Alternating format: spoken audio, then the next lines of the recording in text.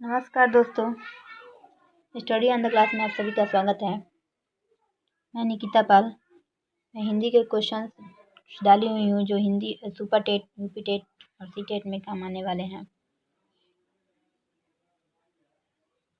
पहला क्वेश्चन, निम्नलिखित ध्वनियों में से बताइए कि कौन सा वर्ण ओष्ठ नहीं है। ओष्ठ ध्वनियाँ वह होती हैं जो दोनों ओठों के मिलने से उच्चारित होती हैं, जैसे कि प, फ, ब, भ, ट।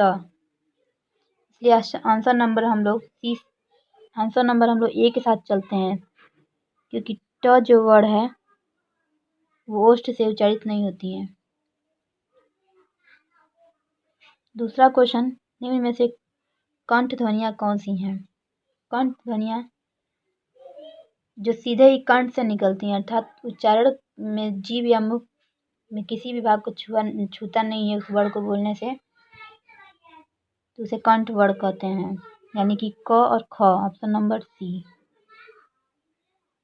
तीसरा क्वेश्चन, च, छ, ज, झ, इयां, ये ध्वनियाँ क्या कहलाती हैं। च, छ, ज, झ तालु की मदद से बोले जाते हैं, इसलिए इसको ताला बे बोलेंगे। Option number C. वर्णमाला किसे कहते हैं। चौथा क्वेश्चन है, तो वर्णों के व्यवस्थित समूह या समुदाय को हम लोग वर्णमाला कहते हैं, तो ऑप्शन नंबर डी के साथ चलते हैं। क्वेश्चन नंबर 5वां है, निम्न में से महाप्राण वर्ग कौन से हैं। महाप्राण जिन वर्णों के उच्चारण में सांस की मात्रा अधिक लगती है, जिन्हें हम बोलने में समय अधिक लगता है, से महाप्राण वर्ग कहते हैं। यानी कि वर्ड का दूसरा और चौथा वर्ड होता है प्रत्येक वर्ड का, यानी कि ख दूसरा वर्ड है, घ है वो चौथा वर्ड है। ऐसे ही त वर्ड में, जब च वर्ड में जाएंगे हम लोग तो छ हो जाएगा और झ हो जाएगा। तो प्रत्येक वर्ड का दूसरा और चौथा वर्ड होता है, उसे महाप्राण वर्ड कहते हैं। ऑप्शन नंबर बी के साथ चलते हैं। अगला क्वेश्चन है 6वां नंबर, निम्न में से किनका उच्चारण तालु से होता है। तालु की सहायता से बोले जाने वर्ड जो होते हैं वो तालव्य वर्ड होते हैं। ऑप्शन नंबर सी होगा, झ, स और च वर्ड। 7वां क्वेश्चन, हिंदी शब्दकोश में ख का क्रम किस वर्ड के बाद आता है। ख का क्रम।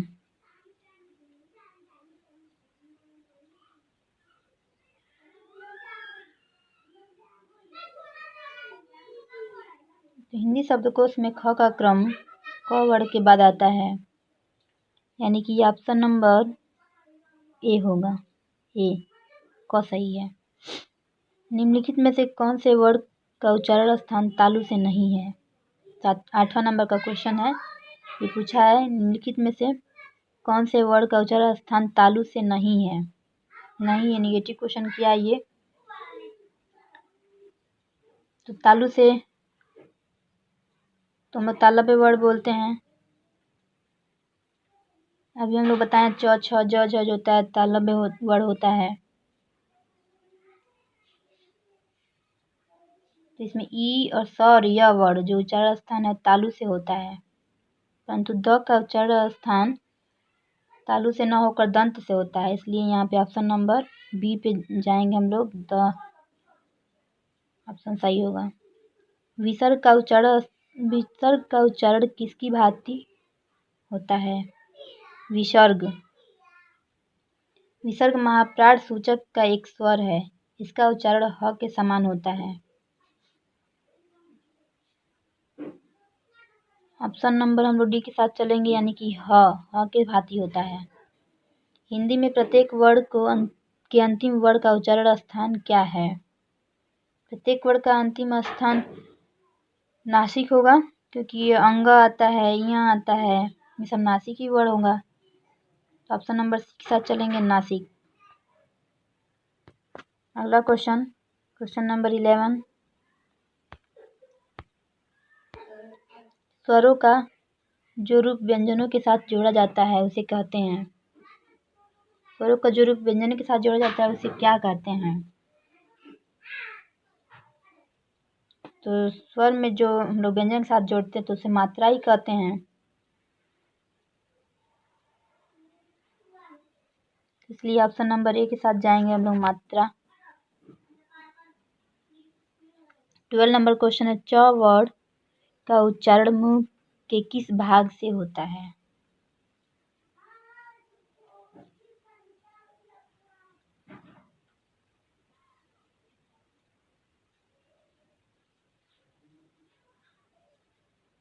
क्वेश्चन नंबर 12 है, च वर्ड का तो तालु से, अभी तो हम लोग पढ़े हैं कि च वर्ड तालु से बोला जाता है। ये क्वेश्चन संस्कृत में भी आते हैं, संस्कृत और हिंदी मैचिंग सब्जेक्ट है। कौन सा व्यंजन नासिक है? 13 नंबर का क्वेश्चन है, नासिक। नासिक यानी कि 9, ऑप्शन नंबर डी। कौन सा स्वर दीर्घ है? दीर्घ स्वर कौन सा है? तो ये मात्रा 2 लगा है, यानी कि एक स्वर है और इसमें मात्रा लगा है ए, यानी कि ऑप्शन नंबर डी, ये दीर्घ स्वर कहलाएगा। प वर्ग यानी कि प फ ब भ म का उच्चारण स्थान कहाँ है? तो प वर्ग का उच्चारण स्थान होगा दोनों होठ, ये प वर्ग दोनों होठों से बोलते हैं। इसके उच्चारण के लिए भीतर से आने वाली वायु को दोनों होठों से रोका जाता है, फिर वायु को बाहर निकाल दिया जाता है, यानी कि ये ओष्ठ पे जाएगा। प वर्ग हम लोग ओठ से बोलते हैं। बोल के देखिए, प फ दोनों होठ सट जा रहा है हम लोग का, इसलिए ये ओष्ठ पे, इसका उच्चारण स्थान ओष्ठ होगा। नेक्स्ट क्वेश्चन 16 नंबर का, अ ई उ को क्या कहते हैं? अ ई उ ऐसे स्वर जिनको बोलने में कम समय लगता है उसको ह्रस्व स्वर बोलते हैं। इनकी मात्रा संख्या 4 होती है, अ ई उ री, इसीलिए इसे हम लोग ह्रस्व स्वर कहेंगे, यानी कि option number A. Question number 17 है, निम्न में से किसमें अनुस्वार का प्रयोग नहीं हुआ है? अनुस्वार, नहीं शब्द में अनुस्वार का प्रयोग नहीं हुआ है, नहीं, option number D. Question number 18 है, भिन्न भिन्न स्वरों के मेल से जो स्वर उत्पन्न होते हैं उसे क्या कहते हैं? जो दो समान यानी कि भिन्न भिन्न स्वरों से मिलने पे जो नया स्वर बनता है उसे संयुक्त स्वर कहा जाता है। जैसे कि अ और उ मिलके बनेगा ओ, अ प्लस ओ मिलके बनेगा औ, यानी कि ऑप्शन नंबर हम लोग ए के साथ चलेंगे, संयुक्त स्वर कहते हैं। किन ध्वनियों को अनुस्वार कहा जाता है? अनुस्वार यानी कि जो स्वर के बाद आने वाला वह व्यंजन जिनकी ध्वनि नाक से निकलती है उन्हें अनुस्वार कहते हैं, यानी कि अंग, इया, ड़, न, म, ये सब क्या हो जाएगा? अनुस्वार। तो ये ऑप्शन नंबर ए होगा, स्वर के बाद आने वाली नासिक ध्वनियां जो होती हैं उन्हें अनुस्वार कहा जाता है। क्वेश्चन नंबर 20 है, थ किस वर्ण का व्यंजन है? थ दंत व्यंजन है, जिनका उच्चारण स्थान दंत है अथवा जिनके उच्चारण में जीवा दांतों में लगती है, यानी कि द हो गया, द पे बोल के देखिए आप लोग, दांत जो है दांत से लग रहा है, दोनों दांत जैसे त थ द ध न, यानी कि थ दंत वर्ण है, दंत व्यंजन है, ऑप्शन नंबर सी।